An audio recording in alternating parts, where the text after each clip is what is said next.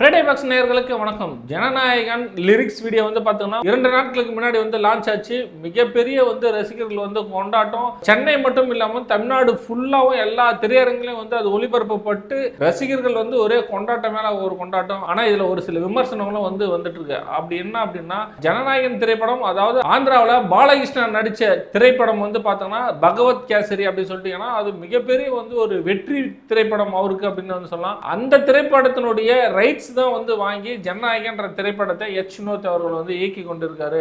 இதுதான் அதுதான் இது அப்படின்னு சொல்லிட்டு பகவத் கேசரி தான் இந்த படம் அப்படின்னு ஒரு முடிவை வந்து மக்கள் வந்து செஞ்சு வச்சிருக்காங்க. அதாவது பகவத் கேசரி தான் ஜனநாயகன் அப்படின்னு சொல்லிட்டு இது வரைக்கும் எச் வினோத் அவர்கள் எந்த ஒரு மறுப்பும் வந்து தெரிவிக்கல. ஆனா இந்த ஜனநாயகன் படத்துடைய ஃபர்ஸ்ட் லுக் ஆகட்டும், அதுக்கப்புறம் வந்து ஒரு போஸ்டர் வெளியிட்டாங்க, அதுலயே ஆகட்டும், இப்போ வந்து லிரிக்ஸ் வீடியோ வெளியிட்டாங்க, இதுலயே ஆகட்டும், எல்லா செயலுமே வந்து பார்த்தங்க அப்படின்னா பகவத் கேசரி பகவத் கேசரி பகவத் கேசரி அப்படின்னு சொல்லிட்டு தான் மீம்ஸ் மேலே மீம்ஸ் வந்து வந்துட்டே இருக்குது. இது அதுதானே அப்படின்றாங்க ஒரு சில சைடு. ஒன்னையில் இது அந்த கேசரி தானே அப்படின்றாங்க. அந்த கேசரியை கிண்டு வச்சிட்டாப்லையோ வினோத் அப்படின்னு சொல்லிட்டு. ஆனால் வினோத்தை பொறுத்தளவுக்கு அது மாதிரி இருக்காது அப்படின்னு சொல்லிட்டு ஒரு தரப்பு வந்து சொல்லுது. ஏன்னா வினோத் அவர்களுடைய சதுரங்க வேட்டை எல்லாருக்குமே வந்து தெரியும். அது வந்து ஒரு தனித்துவமாக வந்து அந்த திரைப்படம் வந்து இருக்கும். அதே போல் தீரன் அதிகாரம் அந்த திரைப்படம் கார்த்திக் அவர்கள் நடித்த படம் வந்து பார்த்தீங்கன்னா அது வந்து ஒரு தனித்துவமாக வந்து இந்த படம் வந்து இருக்கும். இந்த படமும் வந்து கொஞ்சம் சொதப்பிடுமோ அப்படின்ற ஒரு விஷயங்களை வந்து எதிர்பார்த்துட்டு இருக்கு. இதில் எல்லாருடைய வாழ்க்கையும் வந்து அடங்கிருங்க. எல்லாருடைய வாழ்க்கைனா விஜயோட வாழ்க்கை இது உள்ள அடங்கலை இந்த படத்தில். ஏன் அப்படின்னா இந்த படத்துக்கு அப்புறம் அவர் வந்து அரசியலில் வந்து இருப்பாப்ல. ஆனால் இந்த படத்துக்கு அப்புறம் எச் வினோத் அவர்கள் இருப்பாரா இருக்க மாட்டாரா அப்படின்றது தான் ஒரு கேள்விக்குறியவே இருக்குது. ஏன்னா இது அவருடைய கடைசி படம், அதாவது விஜய் அவர்களுடைய கடைசி படம். இது வந்து 1000 கோடிக்கு மேலே இது வந்து கலெக்ஷன் பண்ணணும் அப்படின்ற ஒரு விஷயத்தில் தயாரிப்பாளரும் ரொம்பவும் வந்து ஆவலாக வந்து இருக்காரு.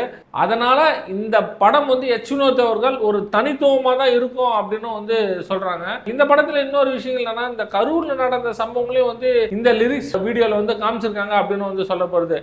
இதில் ஒரே ஒரு தெளிவான விஷயங்கள் என்னன்னா, மக்களாகி நீங்கள், ஏன்னா மக்கள் தான் இந்த விஷயங்களை வந்து சொல்லணும்.